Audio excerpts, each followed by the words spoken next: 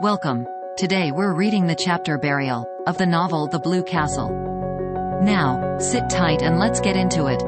Valancy herself made Sissy ready for burial. No hands but hers should touch that pitiful, wasted little body. The old house was spotless on the day of the funeral. Barney Snaith was not there. He had done all he could to help Valancy before it. He had shrouded the pale Cecilia in white roses from the garden and then had gone back to his island. But everybody else was there. All Deerwood and Up Back came. They forgave Sissy splendidly at last. Mr. Bradley gave a very beautiful funeral address. Valancy had wanted her old Free Methodist man, but Roaring Abel was obdurate.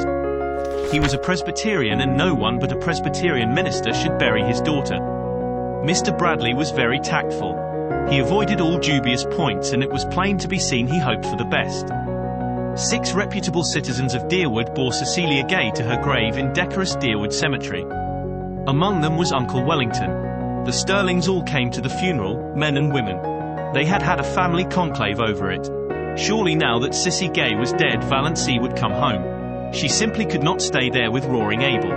That being the case, the wisest course, decreed Uncle James, was to attend the funeral, legitimize the whole thing. So to speak, show Deerwood that Valancy had really done a most creditable deed in going to nurse poor Cecilia Gay and that her family backed her up in it.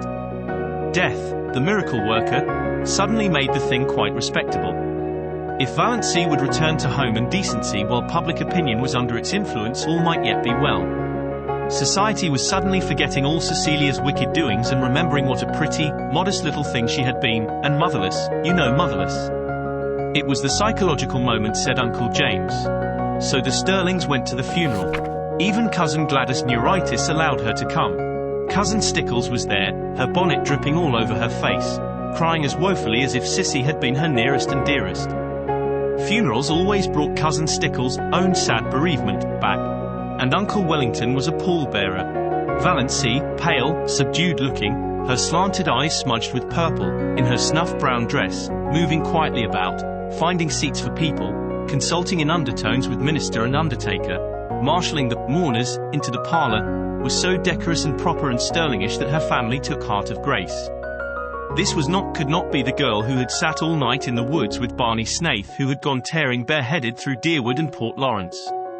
This was the Valancy they knew. Really, surprisingly capable and efficient. Perhaps she had always been kept down a bit too much. Amelia really was rather strict, hadn't had a chance to show what was in her. So thought the Sterlings. And Edward Beck, from the Port Road, a widower with a large family who was beginning to take notice, took notice of Valancy and thought she might make a mighty fine second wife. No beauty but a 50-year-old widower, Mr. Beck told himself very reasonably, couldn't expect everything.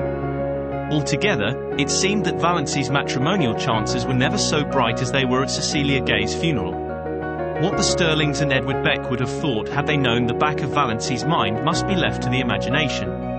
Valancy was hating the funeral, hating the people who came to stare with curiosity at Cecilia's marble white face, hating the smugness, hating the dragging, melancholy singing, hating Mr. Bradley's cautious platitudes. If she could have had her absurd way, there would have been no funeral at all.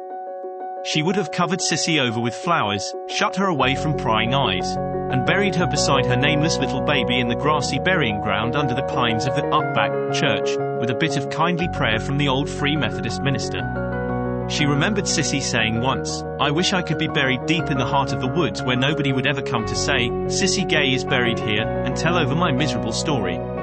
But this, however, it would soon be over. Valancy knew, if the Sterlings and Edward Beck didn't, exactly what she intended to do then. She had lain awake all the preceding night thinking about it and finally deciding on it. When the funeral procession had left the house, Mrs. Frederick sought out Valancy in the kitchen. "My child," she said tremulously, "you'll come home now." "Home," said Valancy absently. She was getting on an apron and calculating how much tea she must put to steep for supper. There would be several guests from Up Back, distant relatives of the Gays who had not remembered them for years. And she was so tired she wished she could borrow a pair of legs from the cat. "Yes, home," said Mrs. Frederick, with a touch of asperity. "I suppose you won't dream of staying here now alone with Roaring Abel." "Oh, no, I'm not going to stay here," said Valancy. "Of course, I'll have to stay for a day or two, to put the house in order generally. But that will be all. Excuse me, Mother, won't you? I've a frightful lot to do, all those up back people will be here to supper. Mrs. Frederick retreated in considerable relief, and the Sterlings went home with lighter hearts. We will just treat her as if nothing had happened when she comes back, decreed Uncle Benjamin. That will be the best plan. Just as if nothing had happened. Did you enjoy today's chapter of The Blue Castle? Why not subscribe and ring the bell?